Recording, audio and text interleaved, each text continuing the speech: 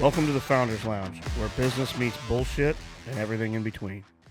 Let's roll. Welcome back, guys. Welcome back to the Founders Lounge. This is the second business and bullshit episode. So before we get into this, guys, I got an announcement really quick to make. If you follow me on social media, Rudy Rixtons and I are doing a men's retreat out at my farm, V&V Farms, October 23rd through the 26th.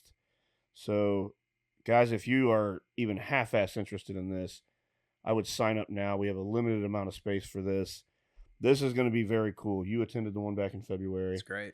We're going to do similar to what I did, but go a little bit more deeper, a little bit more in depth on the personal development side. Yeah. So what I really wanted to focus on with my men's retreat, the Men of the Swamp retreat that I did in February, was I keep telling everybody I didn't really have an outcome that I was looking for. There wasn't no goal. I just wanted to see what would happen if I got 20 to 25, 30 guys that are really close to me that I talk to every day. Yeah. They're involved. They're my inner circle, but they're never all really in the same place at the same time. And so that's what I wanted to see what happened. And it was stupid incredible. It was awesome. You know, there was easily a half a dozen major life transformations came out of that retreat. There was business deals that happened. There was, I mean, I can go on and on all day. So, but what we kind of pulled back on, I had Rudy there, he spoke, but we didn't really get into a whole lot of the personal development side. And that's what we're going to get into on this one. So if this is something that you guys have been looking for, you know, I keep saying if you've reached some sort of level of success, whatever that looks like, you know, it could be anything. But a lot of guys, when they do that, they're still lost. They're still trying to figure out, where do I go from here? Yeah, absolutely. Or even, how the hell did I get here? And then they're just, again, best word for it is they're lost, dude. I've been there many times. Sometimes I still get there. Yeah. You know, in life and what I'm doing. So, but that's what this is meant to help. So I think it's going to be a great event. It's priced very reasonable. I mean, it's not ridiculous. So this is the first one that we've done. It'll be the first of many. This is something, it's a passion project for Rudy and I. So October 23rd through the 26th, guys, sign up. We've got about maybe 15 to 20 spots left.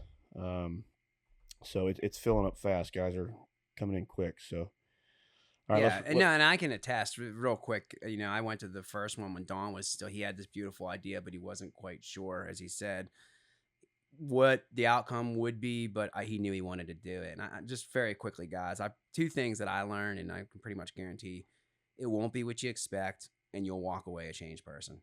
I mean, I did my own little way. So yeah. If you can make it, do it, man.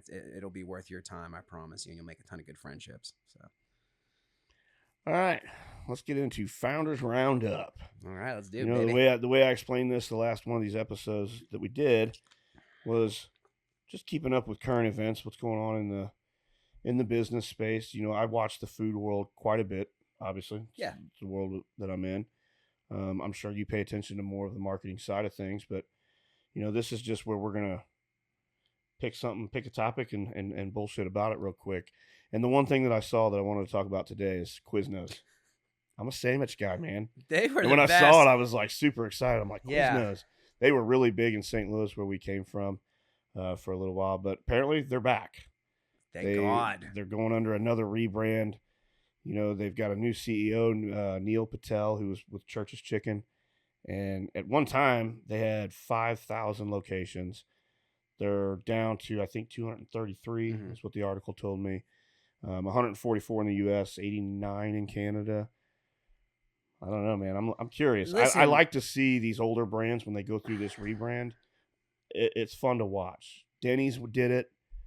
Not real sure how they're doing with it. America's Diner. Yeah. They rebranded the one here in Wilmington. I think it's gone already. Yeah. I mean, it's like flex space with some of those.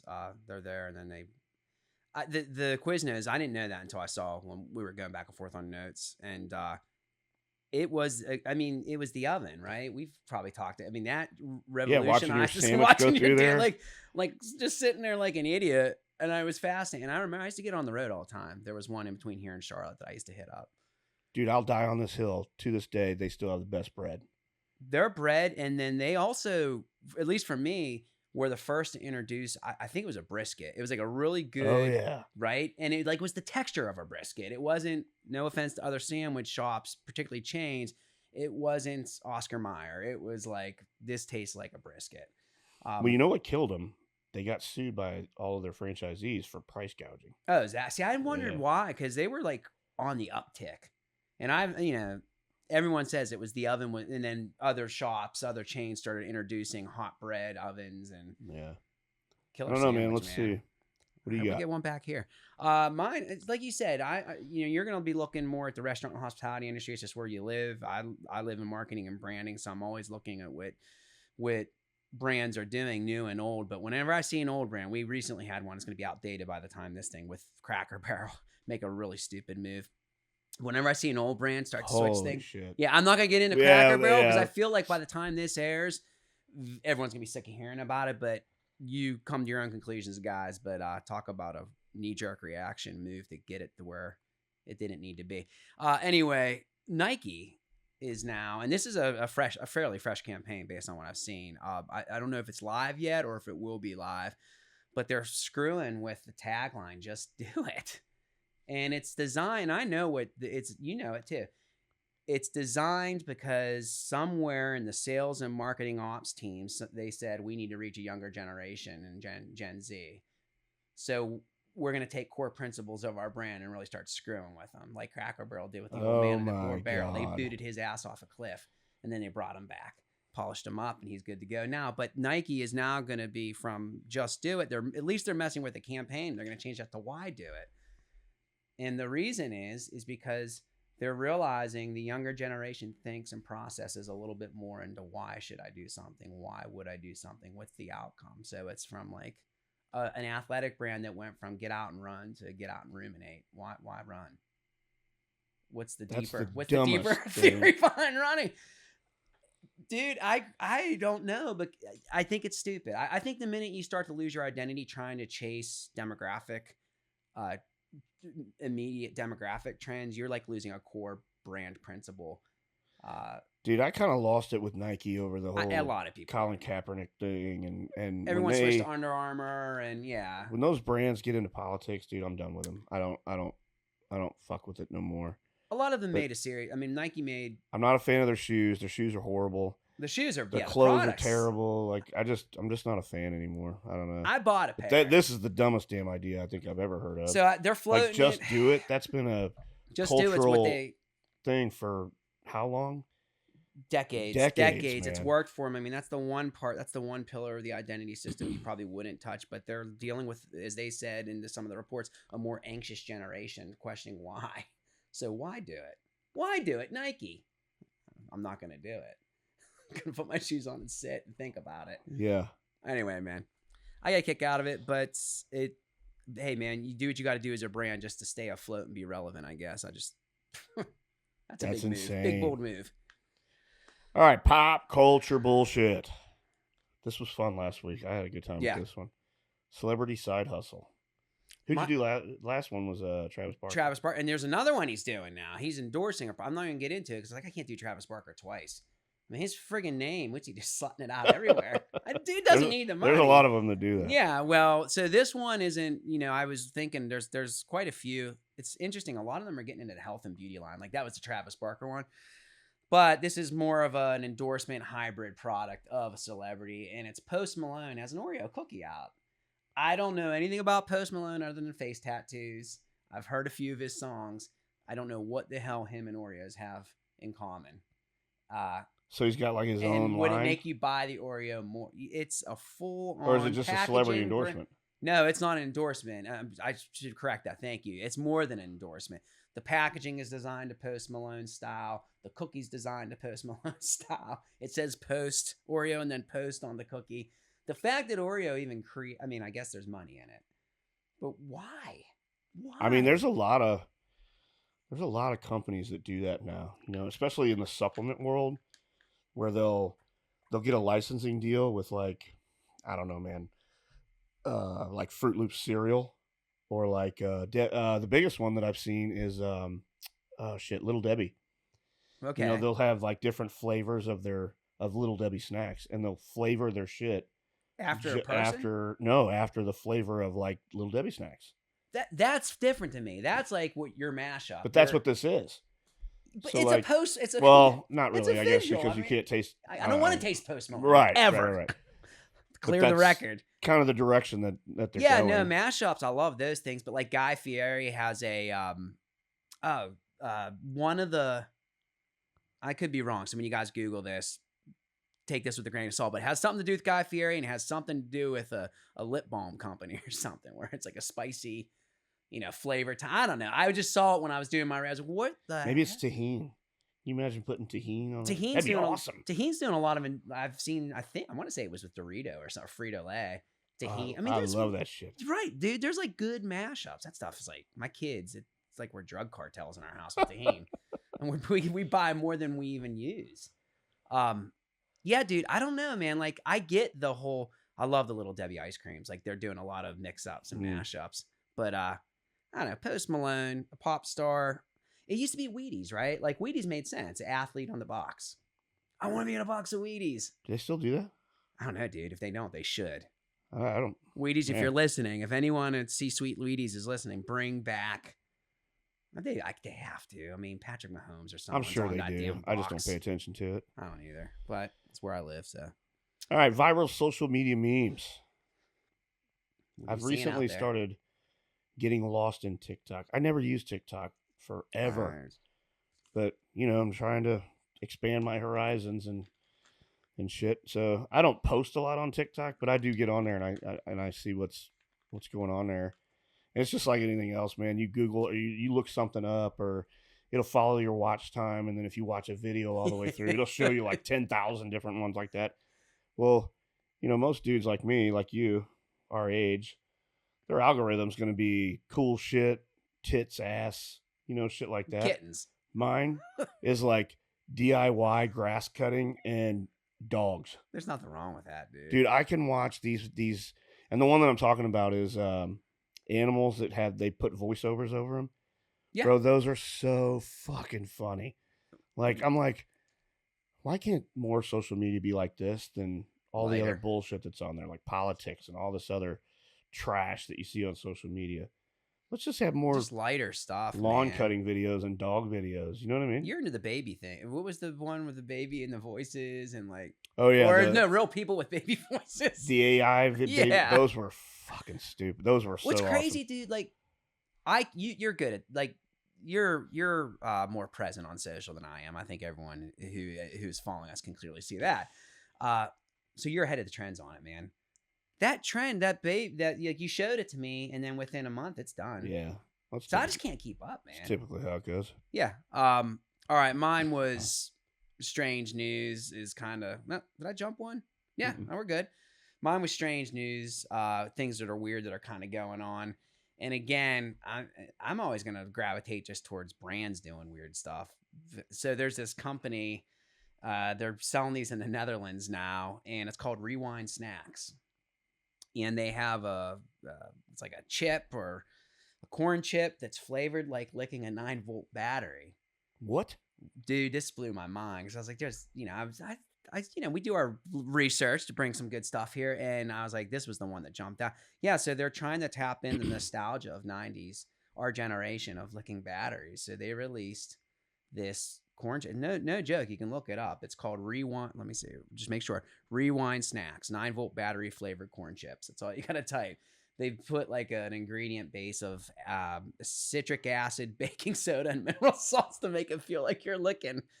What in the hell is wrong with us? I want to talk to my kids. Want it? What? They love stupid stuff, man. With your girls. Like I want to talk to the guy who was in the conference room when this company's meeting was going on and go, you know what?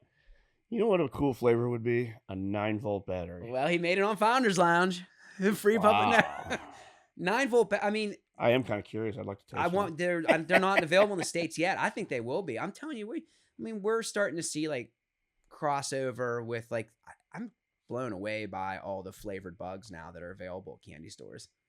I'm totally digressing, but I'm just saying like that came from a different part of the world, and then the U.S. adopted it because U.S. kids read about it, see it on TikTok, and they're like, there's a market for it here. Let's do it. So I think the 9-volt battery chip, don't count it out in the States, man. I'm going to start looking for it. If it comes out here, we'll eat it.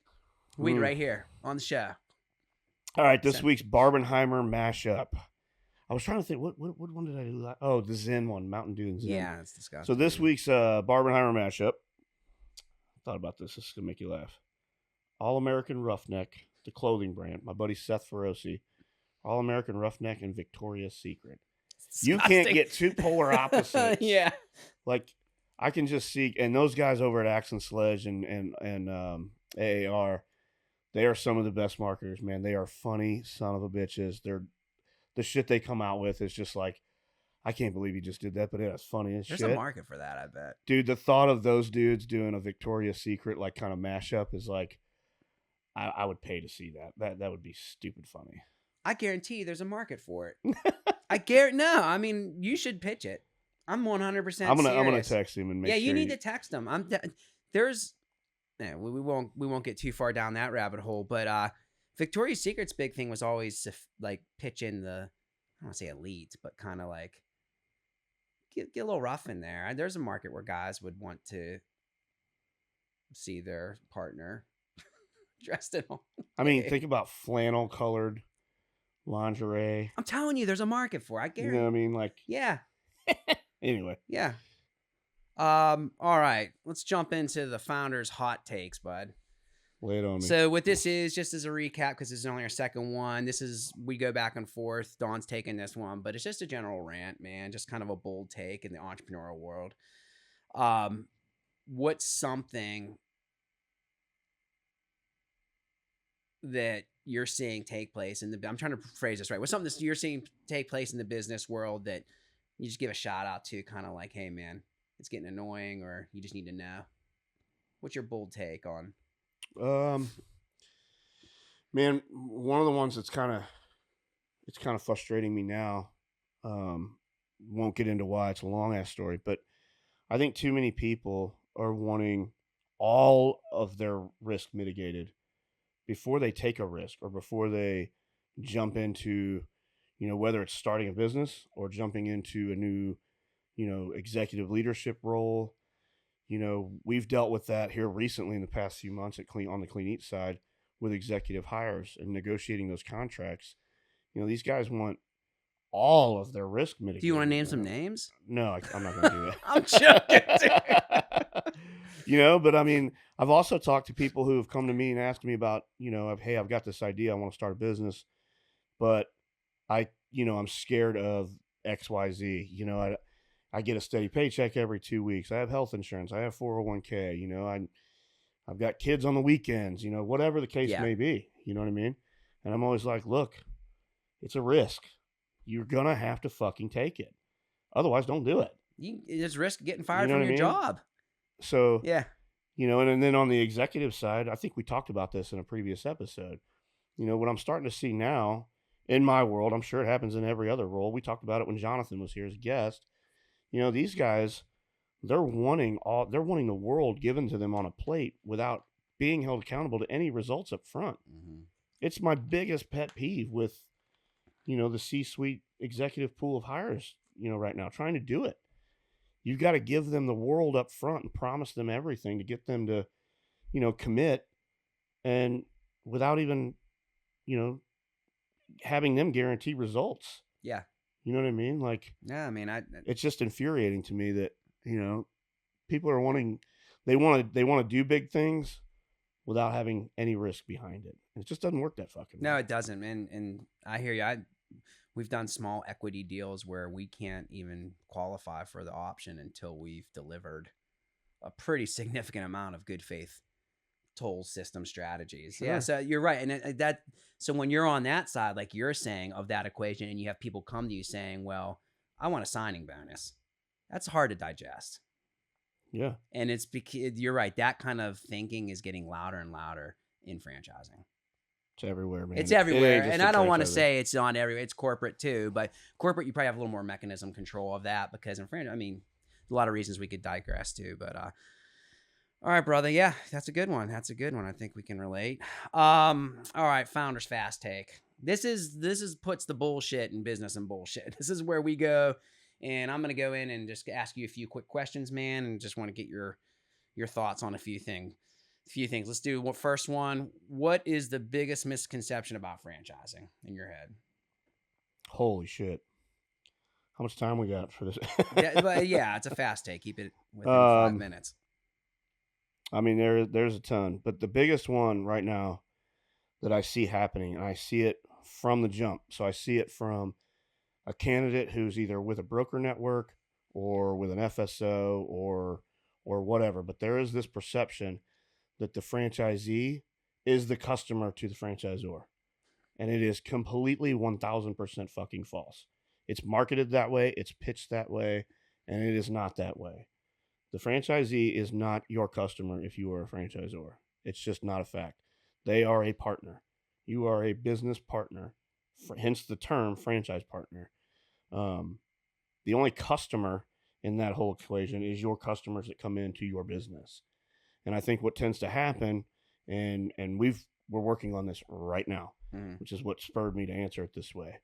And so we're trying to get our franchise partners, we're trying to get their way of thinking wrapped around like, hey, we are partners in this, and this whole battle back and forth over fees and royalties and, you know, what kind of support are you giving me, and back and forth. Who gets left behind is the guest that comes in the front fucking Without door. a doubt. It's all inner politics. They're on the sidelines looking in and going, hey, what about me? I don't give a shit about your You guys are over here arguing and going back and forth, and the guest experience goes down. Yeah. That is what's happening. Not just, I mean, it's happening everywhere. So that's how I'm going to answer that one. We see it a lot of brands in the franchise and corporate, the franchise space. Most underrated leadership skill. I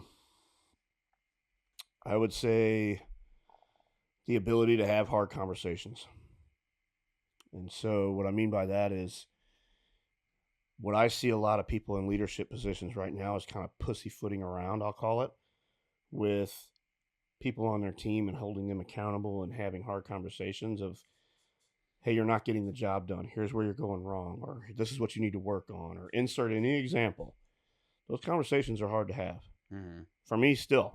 I mean, I have my battles with it sometimes. I've come to you for advice on this stuff. Yeah. But at the end of the day, you got to fucking do it. Or otherwise, you're not just hurting you. You're hurting them. You're hurting them. They're not going to develop. So, good deal, man. If you take anyone out to dinner, entrepreneur, dead or alive, who would it be? They could be dead or alive. They're living when you take them out to dinner. You're not sitting there with a corpse. I'm going to say Warren Buffett. Here's why. One of the richest dudes in the world, has been forever. Yeah, I mean, and I don't know if the rumor's true, but he drives like a 30-year-old vehicle. Like, the dude is so frugal. Like, you see all these flashy, I'll call it new money, millionaires, billionaires. They're on jets. They're on, they're living the fast life. This old fucker, he's a savage. And he has one of the best quotes that I think I've ever heard. The best time to invest is when there's blood in the streets. And like just that whole mentality behind it. I'd love to sit down and drink a glass of bourbon with that old dude. They were wired different back then. Zig Ziglar, Warren. I mean, any of those business, whether it's thought leadership or they just made something huge. You're right. Anyway. All right. I'm trying to keep these in fast order. One book or podcast that you think every business owner or entrepreneur or someone in a leadership position should read or listen to? On the book side, that's easy. Extreme Ownership. I mean, that's like, yeah, you've brought that up before here. Yeah, that's the foundation. You've got to learn how to own your shit. Podcast. I'm going to be biased, but Founders Lounge, baby. Yeah, I think there's a lot of. I mean, the hometown love. The industry's flooded with business podcasts, business advice podcasts, entrepreneur podcasts. My whole mission behind this and what you and I are trying to do is take the polished bullshit away from it. Just be real about it. You know what I mean? Yeah, I mean, I'm not always going to be right. People could listen to this episode and prove me wrong. That might be fine, or have difference in opinion, or there's been a couple times where I've been, we've tried to get on other podcasts as guests, and I've been turned down, saying, no, you're not the right fit. Well, that's because I'm not going to bullshit around it. You know what I mean? Yeah. So I don't know. I would say our podcast. And then, the last one, a resource. I think everybody in a high level position, whether you own your own business or whether you're in a leadership role, should have some sort of coach or mentor. That's just, I think it's true. I used to not think that. I've heard a lot of people talk about that in the past. I've had those conversations. Man, I don't need no damn coach. But ever since Yvonne and I started doing it, our personal development, our business, everything kind of changed and for the better. So I think everybody should have a coach. I'm breaking the rules of the Founders Fast Five here, but I want to ask you this because I think this is what holds people back in the beginning, at least. Coaches seem like a luxury. Do you feel your coach is a luxury or a necessity now? I think it's a necessity now. Yeah. Right. It's funny and there's how other that, ways that to opinion do it. changes. You know what I mean? Yeah. Like, if you don't have the financial wherewithal to go out and hire one, there's other resources out there that you can use that are stupid affordable for almost anyone. I'll use Rudy for an example. He won't mind me talking about this, and I'll plug it for him. Rudy Rixton's has a community. He charges $50 a month. Yeah, it's awesome. And it's a very hyper, super targeted, condensed version of his long-term coaching format that I've also used, which is incredible. But it's $50 a month, man. Anybody. And he, if you guys don't know who Rudy is, he's like a nationally, internationally celebrated business coach. You can look him up, and his story will tell the rest on Google. But I mean, anybody with to any get kind $50 a month, I can't. Hell, I take a lunch break that costs more than that once a month. Yeah, anybody with any drive to succeed or move forward or get better has $50 a month. Yeah, you're right. You need that sounding board outside of your own headspace, man. I was the same as you. I was locked in. Like, I knew what I want to do. Bull. Where I see a lot of people go wrong with this, and then we can move on. Yeah. Is they're kind of like assholes. You know what an asshole is? Absolutely. And they'll have a coach who they're trying to learn from. Meanwhile, they're asking 85 other opinions from 85 other coaches. They're the weeds of business. Dude, you pluck one out, 5 more questions come up, and 5 more. Pick one. Yeah. Stay there. Be disciplined. See how it goes. And then when that's done, or whatever the timeline is, contract, whatever it is, when that's done, if you're like, okay, that was great, but I didn't get this out of it. Well, then go find another one to get whatever that is out of it. You know what I mean? Don't do it while you're not getting what you want out of this coach. Yeah, and you've got to be honest with that coach and say, hey, I'm not getting this out. This is what I'm looking for.